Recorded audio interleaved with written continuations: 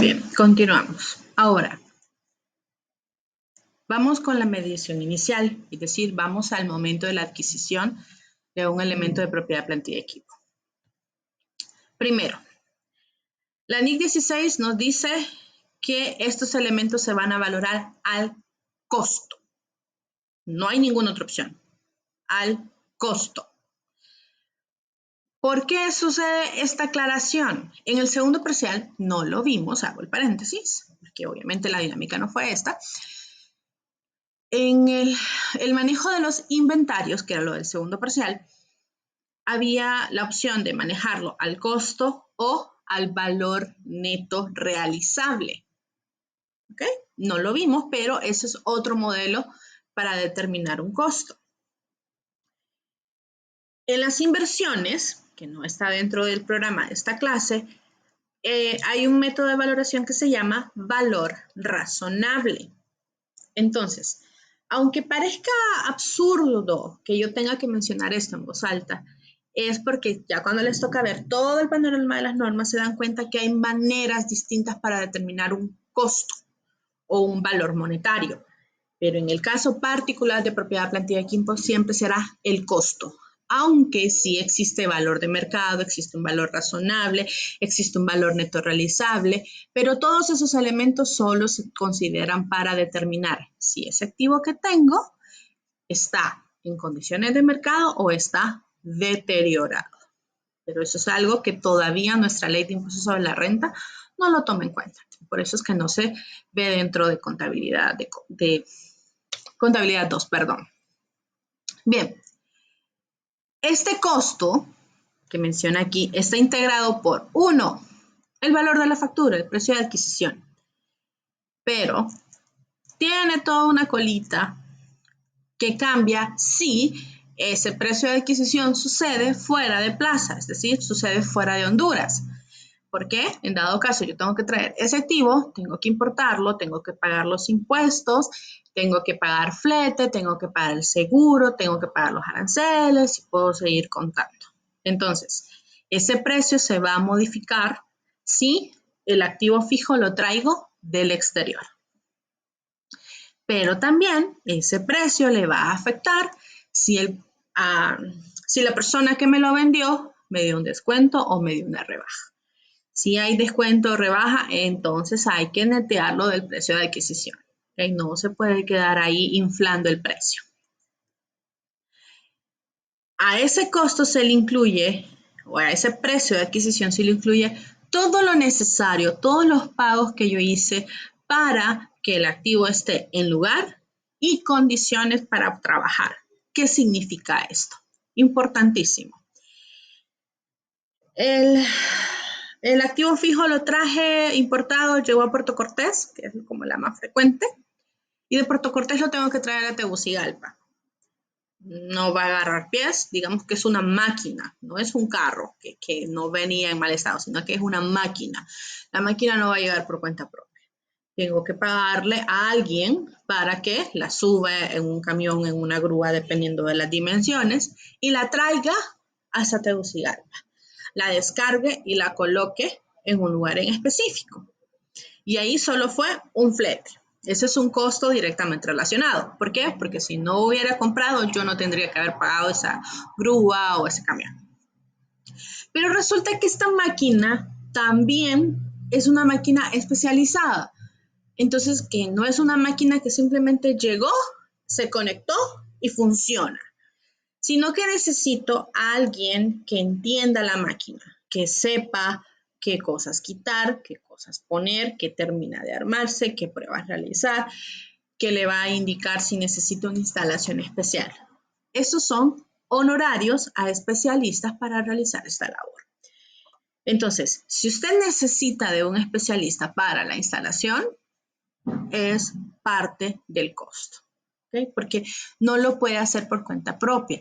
Muchas de las maquinarias es preferible pagar tal vez, por decir un número, 10,000, 15,000 lempiras solo por la instalación, pero porque esa máquina me costó alrededor de 1 millón, 2 millones y no puedo dar el lujo de yo probar conectarla y a ver si funciona. y que resulta que venía un instructivo que le decía, previo a la conexión, quite todos los empaques internos. ¿Y cuáles eran? Y hay que empezar a buscarlos. Entonces, ese pequeño detallito, por ejemplo, son honorarios que sí se pagan y esos honorarios sí se reconocen como costo del activo, siempre y cuando esta persona le dé su factura relacionada a esto. Y con el régimen de facturación, pues esa factura tiene que estar dentro del sistema del régimen de facturación. Y un tercer elemento que en nuestra realidad la verdad no se respeta tanto, pero para otros entornos sí se usa bastante. Y es, si esta maquinaria, si este activo fijo implicó que yo hiciera algunas modificaciones, algunas severas, algunas discretas, para su instalación, cuando yo le quiera dar de baja ese activo, yo tengo que dejar el lugar como estaba. A eso se le llaman costos de desmantelamiento. Algo frecuente que ustedes ven en todos lados, que deberían hacerlo. No trabajo con ellos, así que no podría decir que lo hacen con toda fiabilidad, pero de lo poco que sé, no se preocupan tanto. Y es las antenas de telefonía que ustedes ven que están instaladas en diferentes partes de la ciudad. Cada una de ellas tiene una planta eléctrica, tiene unas conexiones, tiene N número de situaciones. Y dependiendo de dónde se instaló, implicó que tal vez tuvieron que talar árboles o hacer agujeros, o dependiendo de dónde estaba, hacer algún tipo de construcción. Entonces, ellos gastaron para que la antena estuviera en lugar y en condiciones. Y eso está en la primera fila. Pero si es un lugar de reserva natural, la ley hondureña sí lo pide, pero no sé quién lo valida, les soy honesta. La ley requiere que si usted tocó algo natural, usted lo deje como lo encontró cuando retire ese activo.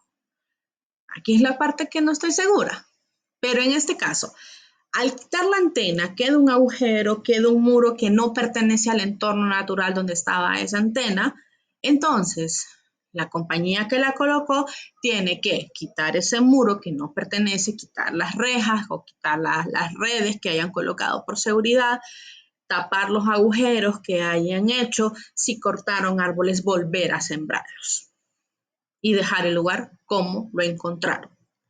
La ley lo requiere incluso para la minería. Ese es el primer elemento que requiere que dejen el lugar tal cual lo encontraron. Pero la evidencia nos dice que no se está revisando. ¿Ok? Algo tan sencillo es Tegucigalpa por todos lados se está hundiendo. Y recuerden que Tegucigalpa en su momento era la ciudad de plata. En su momento eran minas. Si las minas no se rellenan, lo que va a suceder es que la tierra se va a reacomodar y ahí es donde vemos que de repente aparece un agujero de la nada. No, no ha aparecido de la nada. Apareció de algo que no se atendió en el momento adecuado. La propiedad plantilla equipo NIC 16 me acepta que si yo tengo un estimado de cuánto me va a costar dejar el lugar en condiciones que lo encontré, me lo reconozca. Bien, ahora, ¿qué no es? Es importante esta parte. Si yo voy a hacer una nueva planta, si yo voy a hacer una nueva agencia, como tal, esa publicidad, esa parte donde le informa a la gente, no es costo. Eso es un gasto. Porque todo el lobbying que yo haga, toda la campaña que yo haga, no garantiza que voy a lograr esa meta. Entonces, no es un costo, es un gasto.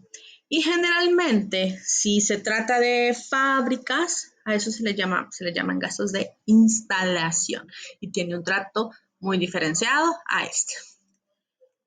Que yo voy a presentar un nuevo producto, también. Eso es un gasto. No porque yo haga toda una campaña elaborada quiere decir que las personas me van a comprar. ¿Ok? Y cualquier otro relacionado. Entonces, cualquier situación que no haya nacido como tal de la adquisición de este elemento es gasto. Un ejemplo claro. Todas las empresas tienen en su área alguien de tecnología. Ya es muy común que cada empresa tenga su TI, como les dicen muchos, o su gerencia de tecnología, o su área de tecnología de la información, el nombre que gusten. Pero van a tener un gerente o un asesor o el nombre que le hayan dado a la empresa de un experto en computación, quien va a ser el que va a asesorar a los propietarios para comprar las computadoras que van a utilizar el personal administrativo. Por ejemplo, cuando compren esas computadoras y vengan, en el proceso intervino la parte de tecnología, sí, efectivamente, o sea, la gerencia sí intervino, pero los salarios no son un costo. ¿Por qué? Porque dentro de su trabajo como gerente de tecnología es asesorar a los propietarios. Bajo ese contexto, el salario de él seguirá siendo un gasto. A veces comprarán, a veces no comprarán, a veces harán asesorías, a veces no lo hará, pero en todo ese momento siempre le va a pagar su salario. Por esa razón, el gasto, por ejemplo, de este tipo de personas no es un costo de la adquisición del activo fijo. Bien, y aunque no lo crean, la NIC sí tiene que aclarar cuándo dejo de calcular costos, cuándo dejo de sumar, cuándo dejo de variarle el precio, cuando el activo ya esté instalado y listo para utilizarse. En algún momento, nuestras leyes interpretaban, porque tampoco era permitido antes, pero se interpretaba que usted seguía reconociendo costos hasta que lo empezara a usar. Entonces teníamos situaciones donde compraban una casa, la dejaban bonita, la dejaban abandonada, un año después tenían que volver a comprar otros elementos porque ya le había pasado muchas cosas a esa casa, o tenían que volver a hacer una reinversión y le seguían sumando. No, en el ANIC nos vino a aclarar, la casa está linda, está preciosa, está en condiciones para habitarse, sí, pare de contar. La use, no la use, igual la va a depreciar. La use, no la use, igual ya no va a reconocer más costos. Ya terminó la casa, ya está lista. Entonces, la NIC es tácito porque en países como el nuestro se interpretaba como lucía. Bien, esta parte en azul son ampliaciones de lo que acabo de mencionar. No lo borro, pero aquí si acaso quieren leer. Bien. Ejemplo rapidito. ¿Qué es costo? Sí. ¿Qué es gasto? No. Reparaciones comunes, periódicas para mantener un equipo, eso es gasto. Que yo le cambio el aceite cada tantos meses, cada tantos kilómetros al carro. Qué bien, lo tienen que hacer, si no va a tener problemas con el motor y ahí va a dejar tirado el carro. Que yo le pongo las llantas y los rines más bonitos porque ahora me parecen más bonitos. Qué bueno. ¿Le cambia la vida útil al carro? No. Sigue siendo entonces un gasto. El precio del equipo, de acuerdo a la factura, ese es el primer elemento, eso es un costo. Seguros y fletes del equipo adquirido. Aquí viene un detalle. Si es, por ejemplo, ese seguro anual de accidentes, incendios, etcétera, este seguro es un gasto. ¿Ok? Este seguro es un gasto. Pero si es el seguro o flete pagado en la importación, eso entonces es un costo. ¿Okay? Costo de mercadeo, no importa el modelo, el costo de mercadeo siempre será un gasto. Costos de legalización de un terreno. Legalización significa todas esas erogaciones para poder realizar el traspaso respectivo y registrarlo a mi nombre. Entonces, esto es un costo. ¿Cuántas veces tiene que traspasar el terreno a su nombre? Una vez. Ahora, si usted ya empieza a utilizar el terreno y todavía no ha resuelto el asunto de legalización, muy probable el SAR note si usted hace una variación en el costo. Entonces, muchas empresas terminan haciendo estos pagos como un gasto, porque ya empezaron a utilizarlo, ya se notó en la empresa y cuando ve el SAR el cambio en el precio de terrenos y no es que adquirió otro terreno, pueden hacerle un reparo. Entonces, muchos lo tienen como gasto. Costo de instalación y el costo de probar antes el activo. ¿Se acuerdan cuando les estaba mencionando de ese especialista que instala la máquina, por ejemplo? Entonces, eso es el costo de instalación. Y todas las máquinas sabemos que funcionan probándolas. Entonces, si necesito, por ejemplo, es una sierra para cortar metal o para cortar madera. ¿Qué necesito para probarla? ¿Madera o metal? Así de sencillo. ¿Okay? Pago anual de bienes inmuebles es anual. Eso es un gasto. Pintura y otros arreglos. Bajo la premisa tal cual está, es esa pintura que es como, se empezó a descascarar, le voy a pasar otro. Ya se ve muy pálido, se ve muy manchada. No, vamos a pintarlo de nuevo. Eso es un gasto. Ya si implica toda una reparación de todo un muro perimetral, por un ejemplo, es muy probable que sí lo puedan capitalizar, pero para eso tiene que ser otro protocolo. Costo de limpieza del terreno que ya adquirió. Por ejemplo, usted ya lo tiene, pero en ese proceso de traspaso y que no lo empezó a utilizar, creció la grama y vino ese problema. Entonces, esta limpieza implica que venga personal particular para poder limpiar y que esté en condiciones de seguridad para las personas. Muy probable si lo hagan como costo, pero son esas limpiezas bien peculiares. Ya el que contratamos a un muchacho para que nos viniera a chapear el terreno, es decir, que viniera a bajar la grama o que lo dejara listo, entonces no, eso generalmente es un gasto. Y pago de combustible. Los carros necesitan gasolina todos y la gasolina siempre será un gasto. Esta es la descripción de un ejemplo, breve ejemplo de la adquisición. Entonces, con un ejemplo pequeñito, vemos la adquisición y un registro contable. Valor de la factura según compra, estos 25,000 son un costo. Pero esta compra tuvo un descuento. Entonces, esto es un costo, sí, pero hay que restarlo. Entonces, no nos costó 25,000, nos costó 23,000 porque hay un descuento. Seguros y fletes en la importación, costo. Sueldo mensual del jefe de cómputo, gasto. Impuestos en la importación, costo. No el impuesto anual de bienes inmuebles, ni relacionados, ni la tasa vehicular. No. Honorarios por la importación, salvo que usted sea un agente aduanero, podrá hacerlo por cuenta propia. De lo contrario, generalmente usted tendrá que pagar. Entonces, si estoy comprando un equipo de cómputo, todo lo que es costo va al equipo de cómputo. Todo lo que es gasto se va al gasto, pero no es que no se registra. ¿Cómo quedaría este registro contable?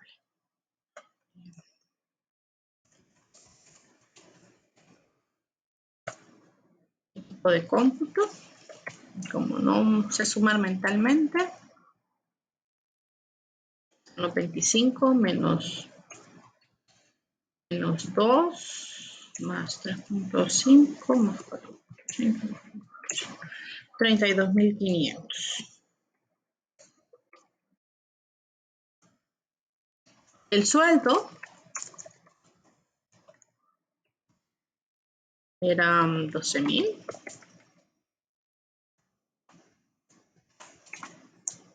Y todo lo pagamos con la de cuenta de hierro, caja y bancos.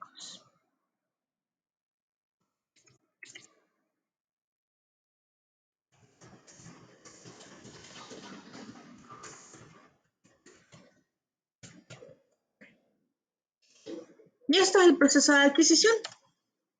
Lo único, el esfuerzo adicional existente es que todas esas transacciones que dicen costo, hay un papel que la documenta. Lo que dice gasto, en este caso particular, está en la planilla que lo documenta. Es decir, es labor del contador dejar documentado para que el SAT no me genere problemas. Entonces, quería hacer este paréntesis para enfocar un poquito más el proceso de adquisición. Ahora, vamos a la parte toral. Deme un segundito que quiero quitar. Ahí está. Medición posterior. ¿A qué me refiero con esta parte? A la depreciación. Este es el elemento toral. ¿Todos los activos fijos pierden valor? Sí, pero no todos. La mayoría. La única excepción que tienen de pérdida de valor por depreciación son los terrenos. Los terrenos cuando pierden valor se le llama deterioro y es porque hay un evento adverso. Porque la historia nos ha documentado que los terrenos en su situación normal y por inflación y por mejoras del entorno ganan valor, ganan precio. Eso es lo que suele suceder. Pero si el terreno de repente donde está ubicado, la zona empieza a ser más peligrosa o estaba cerca de un río y nunca dio problemas ese río, pero de repente empieza a manifestar problemas, empieza a cambiar el precio y a eso se le llama deterioro, no depreciación. Y el deterioro es un gasto. Conceptos básicos. La depreciación es la distribución sistemática del importe depreciable. Hola.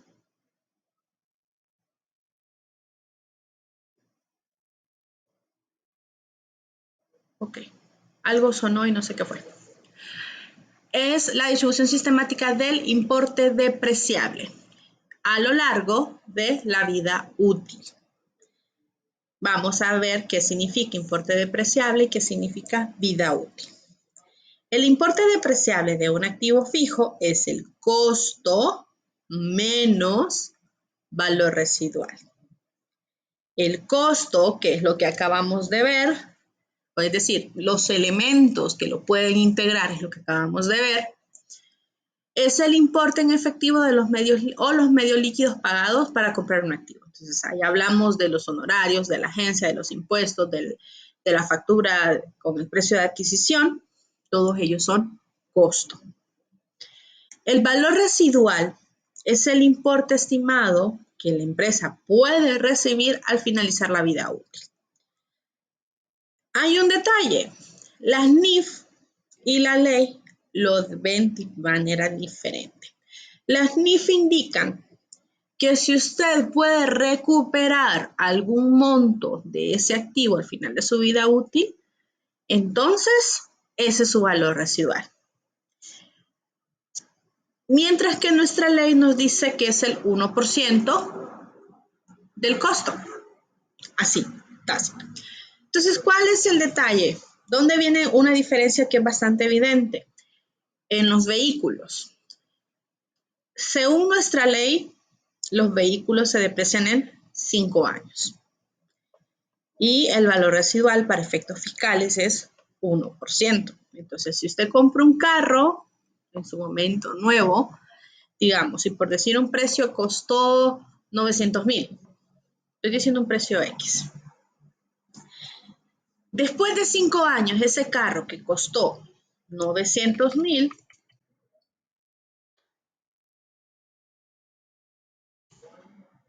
al final de 5 años tiene un precio de 9,000. Y sin importar el carro que sea, un carro de hace 5 años, ahorita estamos en el 2022, es decir, un carro del 2017, sin importar la marca, ¿lo podremos encontrar por 9,000 lempiras? Si lo encuentra, aprovechalo, buena ganga, porque hasta libreado, si está en malas condiciones, pues puede vender el metal y no le va mal. ¿Ok? Pero no, la verdad, eso no sucede. Entonces, nuestras normas dicen que son 9.000 lempiras el valor residual, pero el mercado nos comenta que hay más. Es decir, que posiblemente por 5 años un carro de 900.000 yo lo pueda vender por mal precio en unos 200.000. Eso es un mal precio. Entonces, las NIF me dicen que yo debería reconocer un valor residual de 200.000, mientras que nuestra ley nos dice 9.000. Entonces, esa es una gran discrepancia que tienen que abordar los contadores ya en la realidad, si están en una empresa que adoptó las NIF, que van a hacer en ese momento entonces una conciliación entre los asuntos fiscales y los asuntos financieros. Entonces, la resta de costo menos valor residual es el importe depreciable. Y la vida útil es el periodo, o mejor dicho, los años durante los cuales se espera utilizar el activo. ¿Qué utilizamos los contadores en Honduras? Hay un manual de la vida útil de los activos fijos. El primero es como de 1950, se actualizó como en el 2010, creo que fue, hay una versión nueva, es fácil encontrarlo en internet, donde ahí determinamos cuánto es la vida útil de cada activo. Sin embargo, usamos reglas bien genéricas, la verdad. Que los edificios 40 años, que los vehículos 5 años, que las herramientas 3 años, que el mobiliario y la maquinaria 10 años. Esa es la regla genérica. Pero obviamente el manual es bien descriptivo con lo que tiene. O la vida útil también puede ser el número de unidades o similares que se espera obtener del mismo. En este caso, las unidades. Generalmente esto no lo puede decir un ingeniero industrial, son los que se forman académicamente para poder darnos esta respuesta. ¿Cuántas unidades va a producir? Y las unidades no se refiere a unidades como esto, de lápices, sino hay más unidades de medición.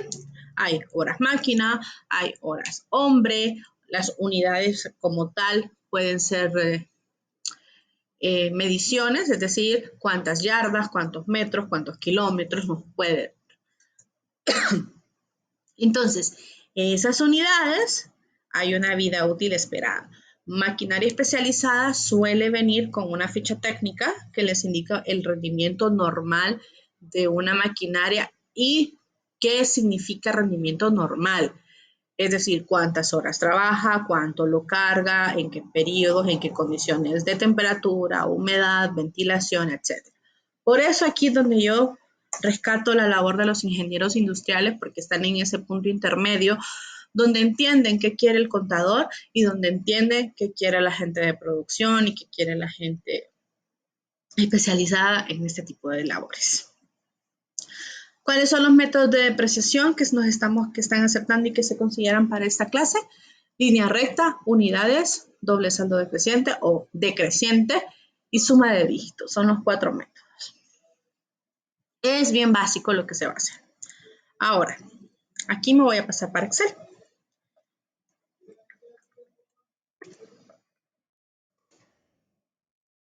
Porque trabajamos con la misma información todo el tiempo. Todavía no estoy transmitiendo Excel en Meet. Okay.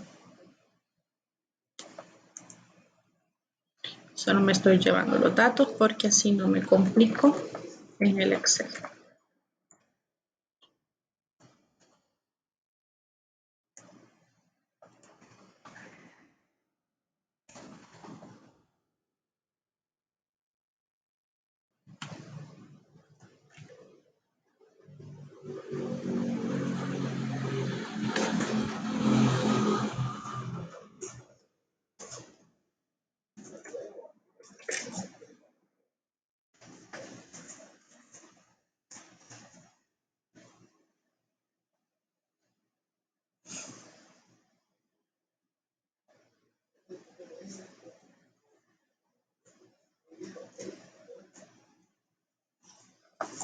Bien. Los ejercicios todos trabajaremos con el mismo ejercicio todo el tiempo. Eso no nos complicamos. Pero en algunos elementos habrá información adicional. Bien. Juan Pérez, un nombre malgastado para efectos académicos. Compró una bomba por un valor de 20,000 y la vida útil es de 5 años. Calcular la depreciación, voy a ahorrarme la parte de las líneas rectas y vamos a ver después los registros contables. Primer método, línea recta.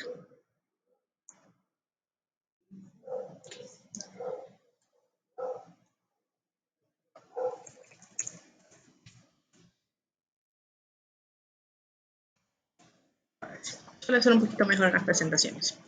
Línea recta supone que el activo se usa de manera igual todo el tiempo, por ende, todo el tiempo se deprecia igual. Es el método más sencillo de hacer y es el método más sencillo de auditar. Por esa razón, este método no requiere pedirle permiso al SAR para utilizarlo, sino que usted simplemente lo empieza a utilizar y en sus notas aclaratorias a los estados financieros, en específico la nota de activos fijos, usted va a indicar que el método de depreciación de sus activos es línea recta. Bien, ¿qué hace entonces? Considera una depreciación anual que será la misma para todos los años. ¿Cómo se va a calcular esa depreciación? Será el costo menos el valor residual, que esta resta, recuerden que se llamaba importe depreciable, y el resultado de esa resta entre la vida útil.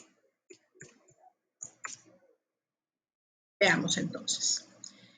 En este ejemplo, no lo vamos a complicar. El costo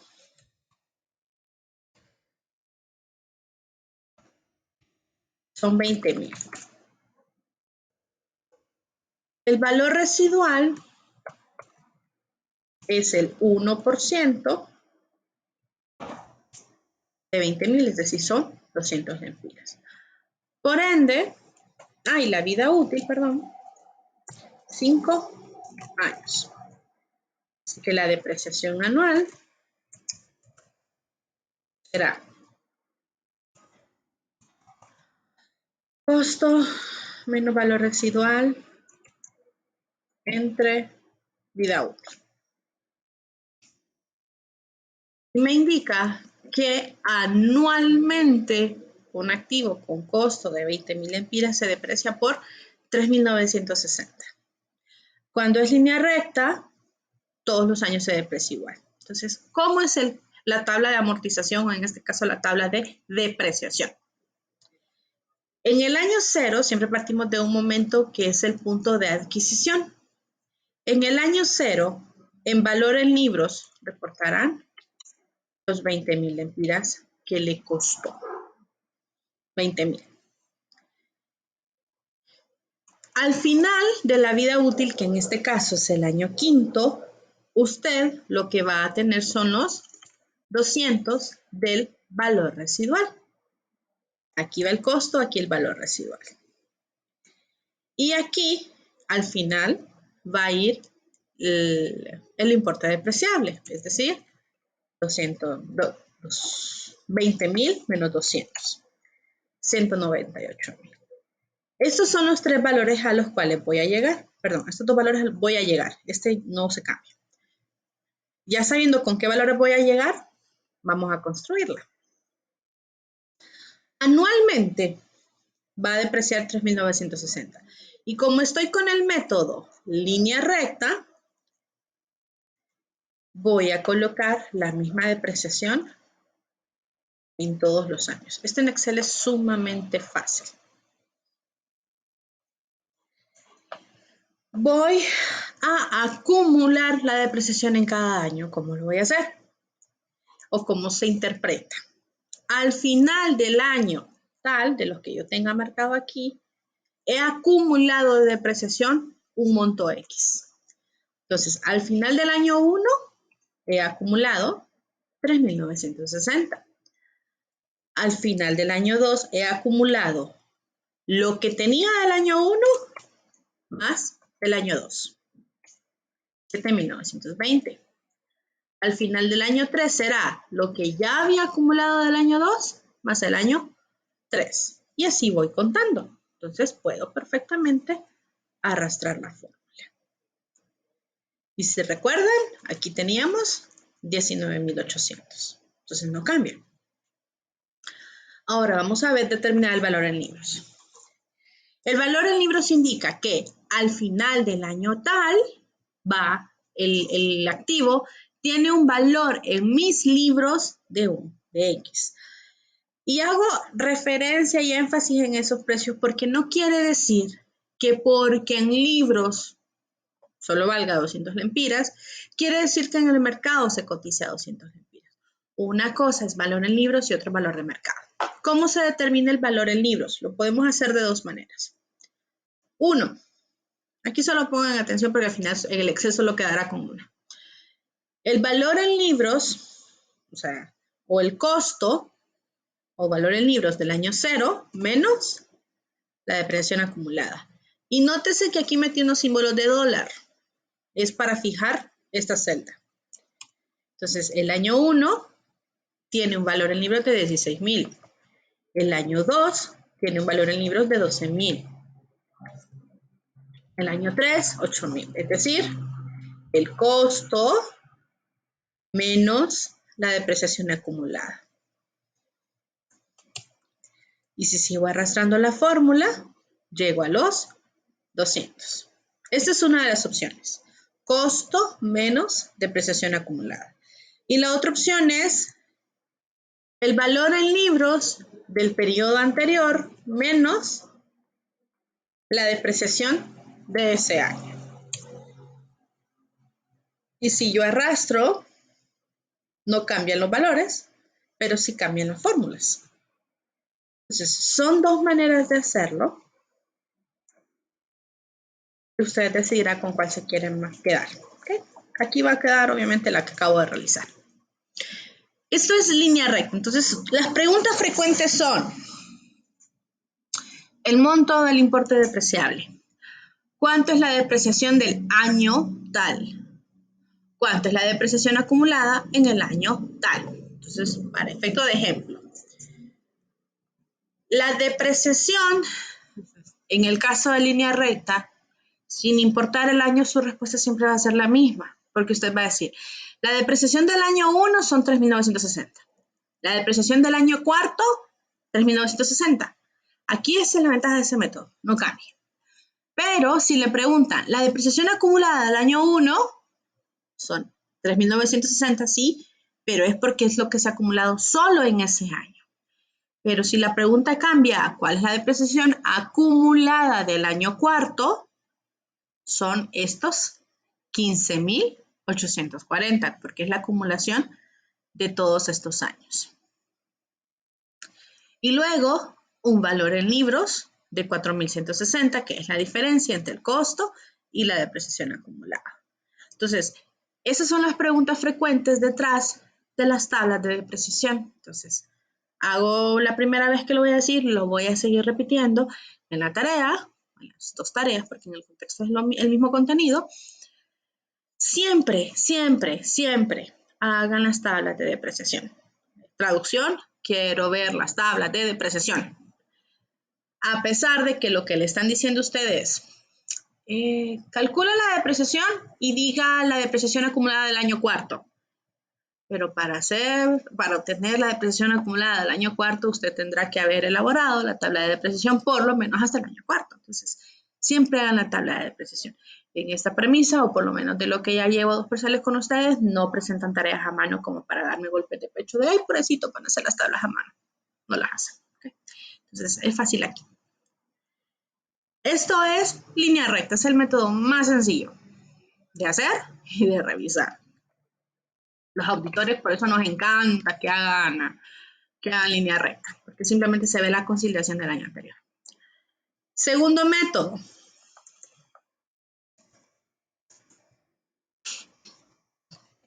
Unidades producidas. Tiene la misma lógica de línea recta.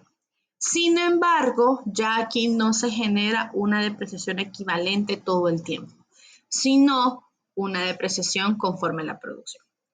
Cabe mencionar que este método implica mucho control y mucho apoyo de las áreas de ingeniería, porque son los que realmente llevan el control de cuánto está trabajando una maquinaria o un equipo. Y son estos ingenieros los que le va a decir cuál es el rendimiento esperado para que usted proyecte la depreciación. Entonces, cuando estamos trabajando con unidades pasa algo peculiar y es que nosotros como contadores llevamos una proyección que luego al cierre se compara con la ejecución. Y cuando vayan allá a costos van a hablar de CIF o GIF, cualquiera de los dos nombres que son costos indirectos de fabricación o gastos indirectos de fabricación, pero genera conflicto cuando meten la palabra gasto. Costos indirectos de fabricación, que uno de los elementos principales son las depreciaciones. Entonces, van a hablar de esos costos proyectados o presupuestados contra los costos ejecutados. ¿Por qué? Porque no podemos esperar hasta el final de los 5 años, en este caso particular, de saber qué tantas horas va a trabajar esta máquina. Veamos entonces. Esta es la integración de las horas. Obviamente ese es un dato adicional. Y esta bomba, que seguimos con la misma bomba de línea recta, va a trabajar un aproximado de 16.500 horas. Este dato me lo dio el ingeniero y dice, ok, estas bombas trabajan 16.500 horas, hombre, máquina, etcétera, cualquiera que hayan definido de medición. Y conforme al proceso de especialización y rendimiento de la máquina, este será el flujo. Empiezan en 3.100, mejoran en los siguientes años y luego cae porque ya va a llegar el momento de su obsolescencia. Esta es la proyección que yo espero. Muy bien, entonces, ¿qué voy a hacer yo? Tomaré los mismos datos que tengo aquí, pero veamos cómo trabajamos. El costo siguen siendo los mismos 20.000, el valor residual sigue usándose el legal 1%. Pero la vida útil ya no son años, son unidades. Y serán 16.500 unidades. Entonces, aquí decíamos 3.960 anual. Aquí diremos un lempira con 20 centavos cada unidad. En este ejemplo en particular, la unidad se llama horas. Entonces, cada hora que trabaje la máquina se va a depreciar un lempira con 20 centavos. Esta es la proyección. Veamos entonces, ¿cómo se calcula la depreciación anual aquí? Un lempira con 20 centavos que me dio, vamos a cambiar el nombre, depreciación por unidad. Eso es más específico. Esta máquina se va a depreciar un lempira 20 por cada hora trabajada. Entonces lo que vamos a hacer es multiplicar las horas ahí detalladas por un lempira 20 en este caso. Y veamos. Entonces, la depreciación aquí es variable y es variable conforme a las horas trabajadas. Por ende, las depreciaciones en cada año no van a ser equivalentes a la depreciación de línea recta. Entonces, este es el motivo por el cual hay que declarar cuál es el método que utilizamos. Veamos entonces.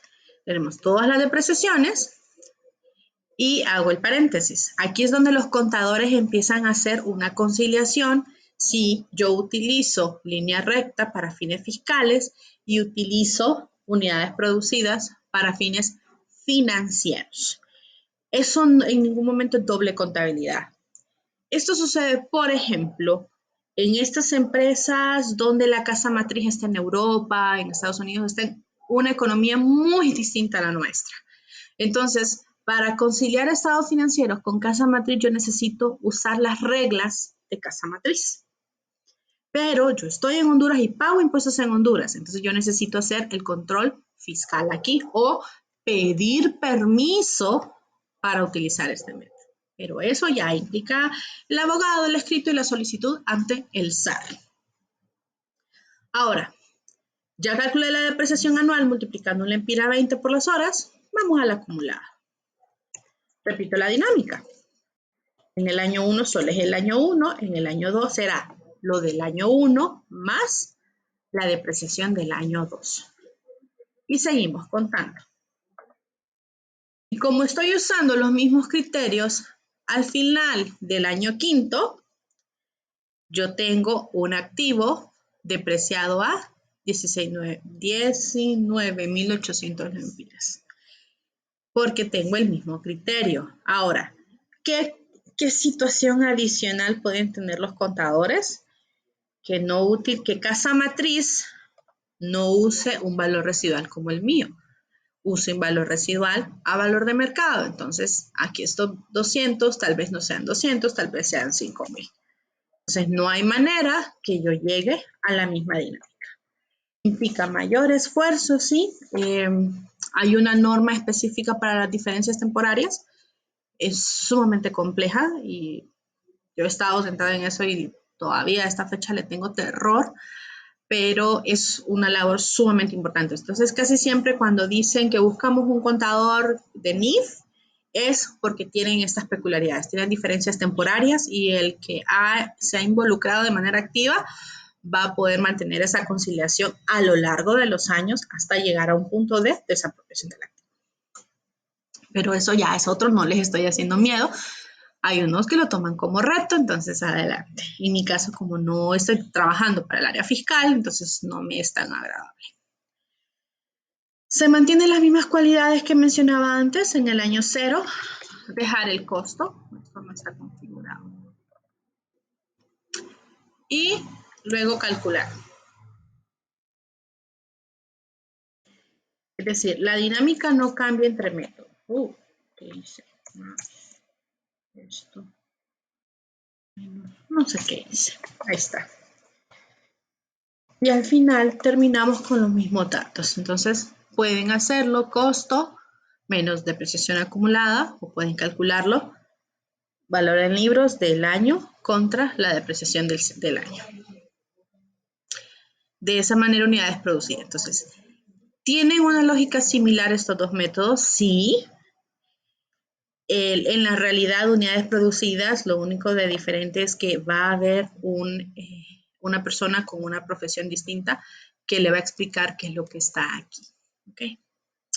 Ahora, vamos a lo que definimos como métodos acelerados. Estos dos métodos, tanto el decreciente como suma de dígitos, suponen que la persona que está utilizando este método no pretende quedarse con el activo hasta el final de su vida útil. Entonces, por esa razón, pretende utilizar todo lo posible de escudo fiscal. Esa es la intención. Por ejemplo, todos conocen a alguien que procura andar carros de no más de 2 años. Por mucho, 3. Y siempre los está cambiando. Entonces, una persona, una empresa que mantenga su flota de automóviles de esa manera, o sea, actualizada, eso implica que va a pretender utilizar estos métodos de depreciación porque va a querer utilizar todo el escudo fiscal posible. Entonces, aquí tenemos suma de dígitos. En suma de dígitos, el nombre no nos refleja tanto qué quiere decir. Lo que hacemos es distribuir ese importe depreciable, o sea, ese costo menos valor residual, con base a una fracción que se genera con los dígitos que integran su vida útil. Espero ser clara. Sí, voy a tomar los datos aquí.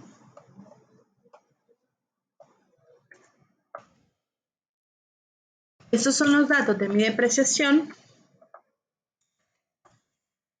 el denominador de esta fracción será la suma de los dígitos de los 5 años de vida útil, es decir, 5 más 4 más 3 más 2 más 1. Entonces, el denominador siempre será 15. Si la vida útil tiene 10 años, el denominador se calculará en 10, 9, 8, 7. Y sigo contando. Entonces, el denominador será 55.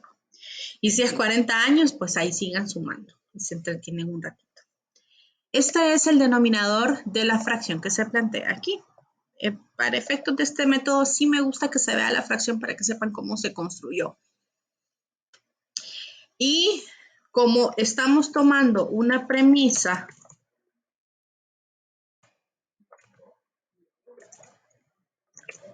acelerado, entonces la fracción va a partir de los bloques más grandes al inicio y los bloques más pequeños al final. Existe la versión desacelerado también, que es darle vuelta a la fracción y empezar con los bloques más pequeños para terminar con los bloques más grandes. El desacelerado es muy poco el uso, al menos en lo que yo he visto, pero se utiliza si realmente este activo fijo está sujeto al principio de especialización. Es decir, si a medida va pasando el tiempo y lo va usando más, lo va utilizando, las personas lo utilizan más, sea por conocimiento, por condiciones o por algo que varía. Entonces, generalmente, o al menos la dinámica que sí he visto es que sea acelerado, no la versión de desacelerado. Entonces, ¿cómo hacer esta fracción? 5 entre 15, es decir, la fracción más grande, 4. Pues esto es lo que quiero.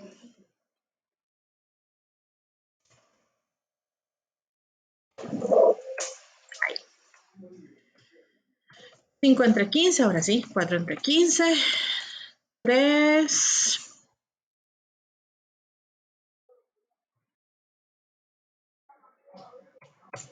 y 1. De esa manera, 5 de 15 se va a depreciar en el año 1. ¿Y qué voy a depreciar? Y aquí vuelvo. El importe depreciable, que será los 200 menos, perdón, dale con 200, los 20,000 menos 200, nos da 19,800. Entonces será 19,800 por 5 entre 15.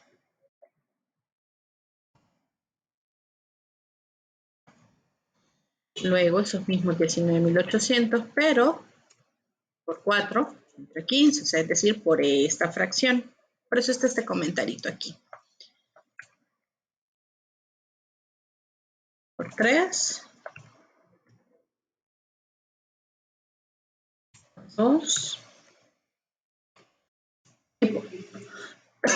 Perdón. Y por 1.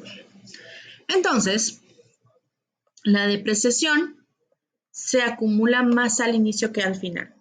Y por eso es que, repito, los que utilizan los métodos acelerados procuran depreciarlo todo lo posible para usar el escudo fiscal y de ahí cambiarlo. Luego, la depreciación acumulada será entonces lo de cada año. Y en el siguiente año, pues vamos acumulando con el anterior. ¿Se han fijado? El procedimiento no cambia y volvemos a los mismos 19,800. El valor en libros, dale que esto no está configurado.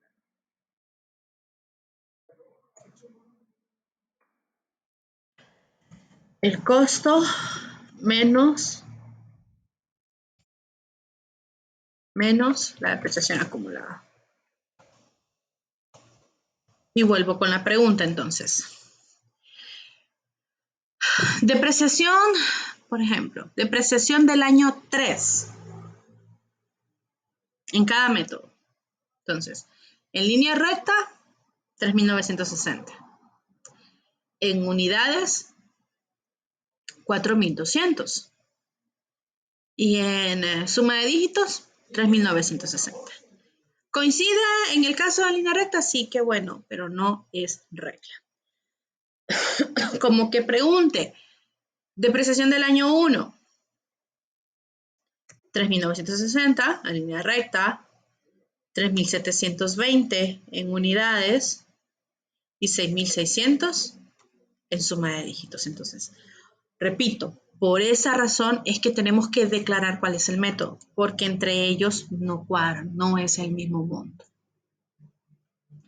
Y la depreciación acumulada de cada año, pues será lo que se vaya acumulando, valga la redundancia. Y el valor en libros es el valor en mis libros, no es el valor de mercado. Ahora, vamos al método que es algo chueco.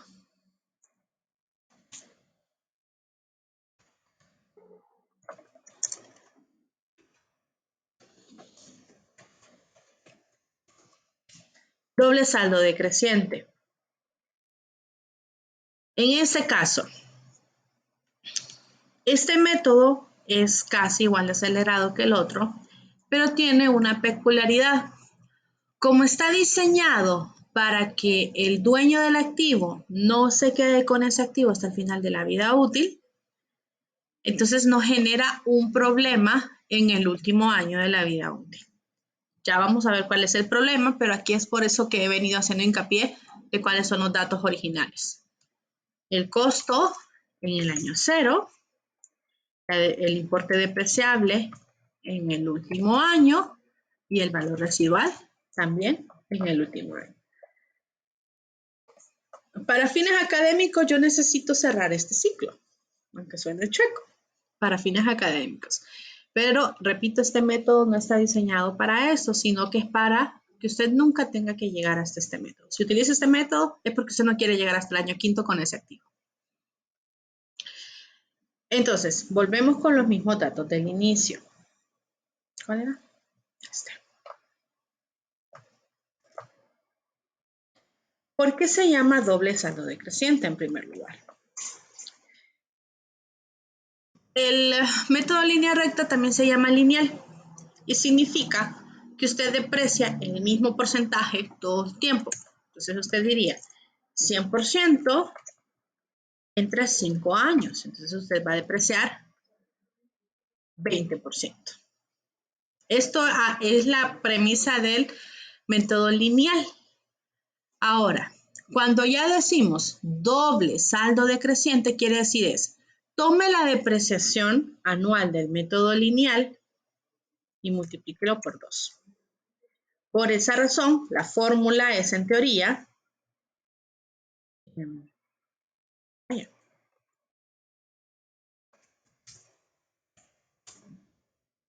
será 100%, que es una constante, siempre será 100, entre la vida útil por 2. Esa es la fórmula que se suele plantear, que es el 100% de la vida útil, o sea, es todo ese periodo, entre la vida útil por 2. De esa manera, en lugar de decir que se depreciaba el 20% original, se deprecia un 40%. Y la forma de hacer esta tabla ya es diferente a la dinámica que he venido haciendo con las 3 anteriores. ¿Cómo lo hacemos entonces? La depreciación del año 1 será el 40%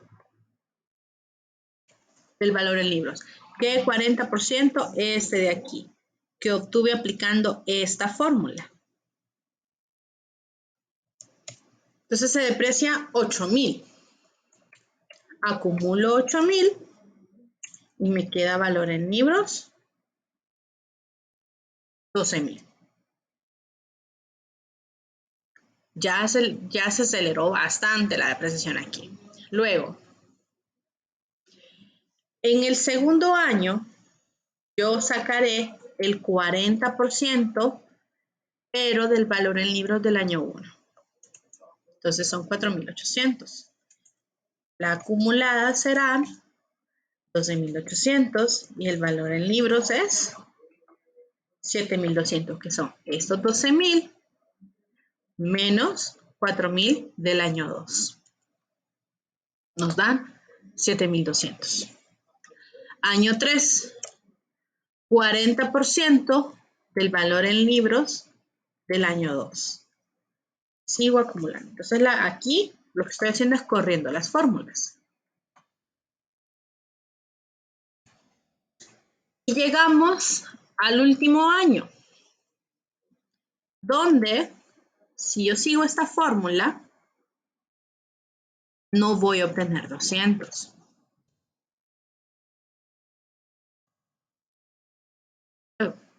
Perdón. Voy a obtener 1500 y como será el 40%, este método puede volverse infinito. Entonces, ¿qué es lo que va a suceder en el año quinto? En este ejemplo en particular. No voy a calcular el porcentaje porque necesito cerrar un ciclo y que tenga sentido en relación a las tablas anteriores. Voy a calcular manualmente la depreciación del último año, ya sea por diferencia entre el importe depreciable y la depreciación acumulada del penúltimo año, o sea, el valor en libros del penúltimo año menos el valor residual. En ambas circunstancias obtengo el mismo valor.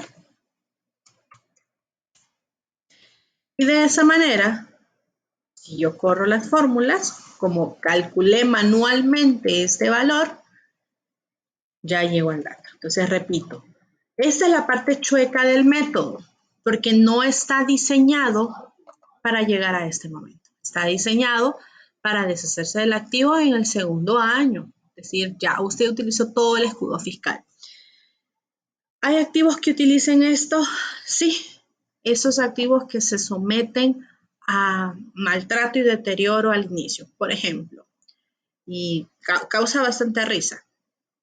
Los autos de carrera, ustedes saben, sale, se diseña, se prepara, se determinó el costo. ¿Y cuánto va a sufrir ese carro? Entonces lo va a sufrir al inicio. El tipo de trato que se le da no es que va a durar los 5 años antes de empezar a fallar. O los que les encanta andar haciendo las carreras clandestinas, pues esos carros sufren bastante y ni hablar de lo que puede pasar, que son los peores escenarios. Con frecuencia les comentaba en su momento, cuando usted le da un celular o una computadora a un niño y es su primer celular, su primera computadora, si se depreciara formalmente, ese es el deprecio, el método que utilizaría. Porque al inicio lo va a usar, no se va a apagar, va a estar conectado, porque obviamente lo va a usar todo el tiempo, y ya después de un tiempo, ya, por fin ya le bajó el ritmo, ya se aburrió. Entonces, ese tipo de activos son los que utilizan doble saldo decreciente. Para este método también hay que pedir permiso. No lo podemos hacer por cuenta propia y hay que fundamentárselo al SAT. Especialmente porque el SAT sabe que usted se va a desapropiar del activo pronto. ¿Ok? Pero muchos como fundamentan los métodos acelerados es, bueno, señores, Servicio de Administración de Rentas, como voy a trabajar más, voy a producir más, voy a generar más ingresos y le voy a pagar más impuestos sobre ventas. Entonces ahí empiezan ellos, como está bien, denle el método acelerado porque ahí en el impuesto sobre ventas es donde más le voy a generar. Y de todas maneras, después del estado de resultados van a tener que pagar impuestos sobre la renta también por esos mismos ingresos. Entonces, muchos abogados lo fundamentan de esa manera. Ahora, ¿cuál es el registro contable? El registro contable es bastante mecánico, la verdad. Hay un principio que muchos contadores usamos de departamentalícelo, es decir, de acuerdo a donde se originó, usted selecciona el gasto. Esa es la premisa ideal. Pero muchos dicen, pues el proceso de elección del método de depreciación es una decisión de la administración.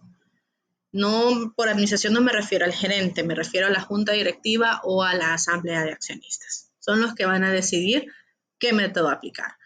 Entonces, en esa premisa, todo se registra en gastos de administración. Y esa es la premisa que para efectos académicos me gusta utilizar. No se compliquen, usen gastos de administración. ¿Qué es lo que sí les procuro? Es cuando hacen el registro de la depreciación acumulada, póngale apellido. El nombre es depreciación acumulada. El apellido es de edificios, de mobiliario de equipo, de maquinaria de equipo, etc. Entonces, ¿cómo será el registro contable? Sin importar cuál sea.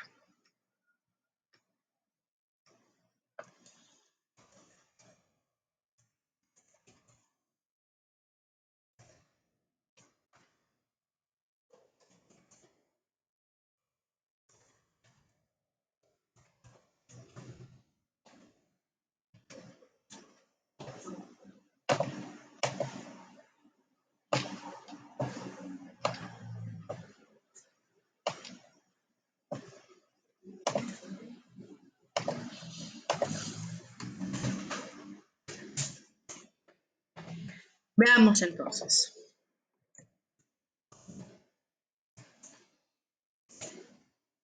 Cargaremos gastos de administración siempre, subcuenta de depreciación contra depreciación acumulada de, creo que esta era una maquinaria. Era una bomba de motor, algo así.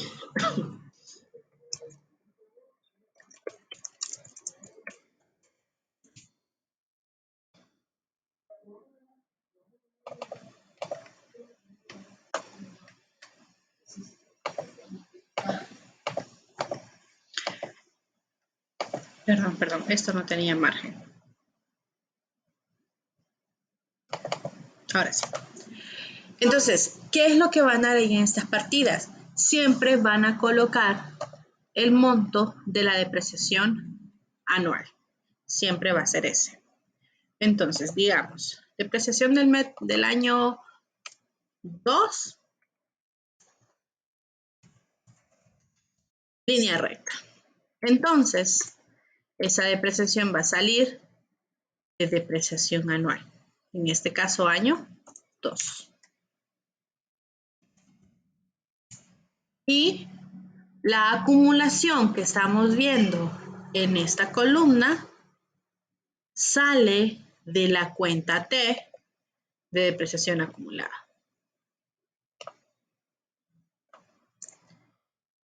Estoy haciendo solo partidas de ejemplo. Esta va a ser el año 5 de unidades.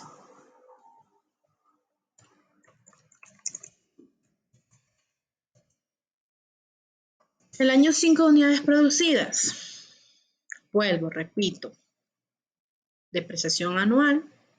Y en este ejemplo eran 3.600.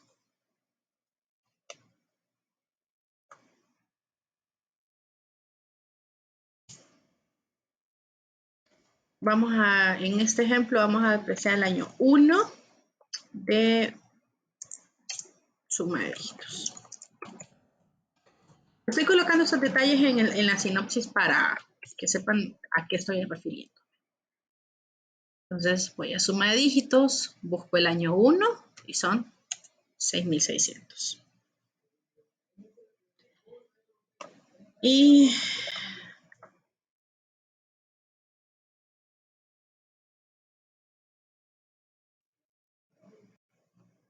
el año 4 de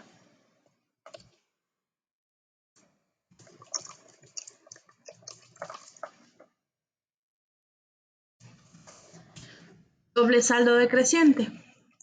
Entonces, año 4 de doble saldo decreciente sería esta, 1.728. Entonces,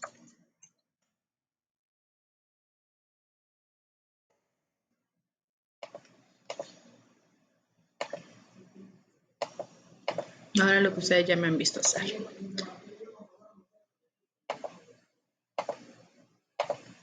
Okay. Gastos de administración, doble subrayado. No voy a tardar mucho así.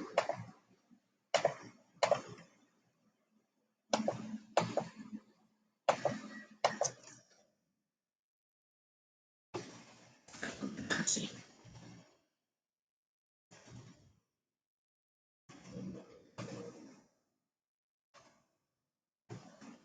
Y no le estoy poniendo número a las partidas porque no son partidas consecutivas. ¿ok? Es por esa razón. Como están en Excel, o como generalmente trabajarían en Excel o en Word, esto se puede ajustar, o sea, permite que se vaya ajustando en la misma aplicación. Cuando están trabajando a mano,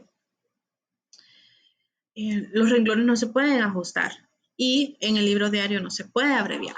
Entonces, si necesitan utilizar 2 renglones o 3, pues usen los renglones que necesiten. Y el monto a colocarle a la cuenta se colocará donde termine. Entonces, digamos que aquí fuera depreciación acumulada de maquinaria y maquinaria se quedará en el segundo renglón, pues entonces el valor iría en ese segundo renglón. Yo sé que no le va a pasar aquí, pero es algo que me gusta recordarles. ¿Okay?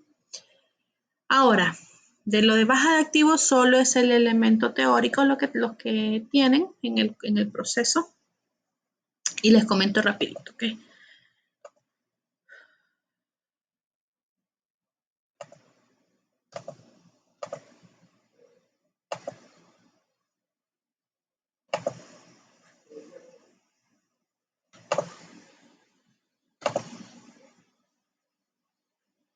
Ok.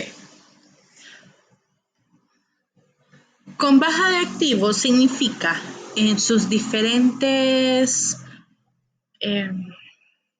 formas, significa sacar el activo de los libros, ya sea porque ya Dios lo que va a dar, ni siquiera puede venderlo libreado, entonces lo va a desechar. Puede que lo venda, es decir, porque puede conseguir efectivo y ese efectivo lo va a usar para algo en particular, entonces puede venderlo también, esa es baja de activos. Y puede permutarlo, ¿qué significa? Que usted está entregando un activo fijo y en lugar de recibir dinero, va a recibir otro activo fijo. En cualquiera de los escenarios, usted necesitará obtener la depreciación acumulada, obtener el valor en libros, hacer la operación de compra, de vender, de permutar o de desechar, y dependiendo de esa situación, usted tendrá una ganancia o una pérdida. En el desecho, siempre es pérdida, porque usted por bajito, usted va a perder el valor residual, por bajito. En la venta, si usted logra vender ese activo por un monto superior al valor en libros, va a ganar. Si usted lo vende por un monto inferior al valor en libros, va a perder. Y en la permuta implica un asunto de mercado, darle valor al activo y registrarlo. Con la permuta sí existen condiciones con el SAR, porque ¿en qué condiciones está haciendo el valor de mercado? Es la pregunta siempre. En condiciones favorables para usted o desfavorables para usted y pueden afectarlo. Entonces, y cuando usted recibe ese activo en permuta, usted empieza a apreciarlo. Entonces, la permuta ya en estos tiempos tal vez no sea tan factible para empresas, aunque sí es frecuente entre las personas, pero sí es algo que se debe considerar. Entonces, la baja de activos es en cualquiera de sus modelos, no importa cuál sea. ¿Ok? Bien. Obviamente el ejemplo este ejemplo no lo vamos a ver porque esa parte no llega en ningún momento. Solo quería dejar claro. Pero sí tenía que comentarles que existe esa actividad. Entonces, ustedes cuando están hablando de propiedades, planta y activo, viene desde el momento de la adquisición, la depreciación y la baja de activos. ¿Ok? Y eso es propiedades, planta y equipo, y eso es lo relacionado al tercer parcial. Y obviamente esto fue previo a las tareas que tienen que entregar, creo que es la otra semana.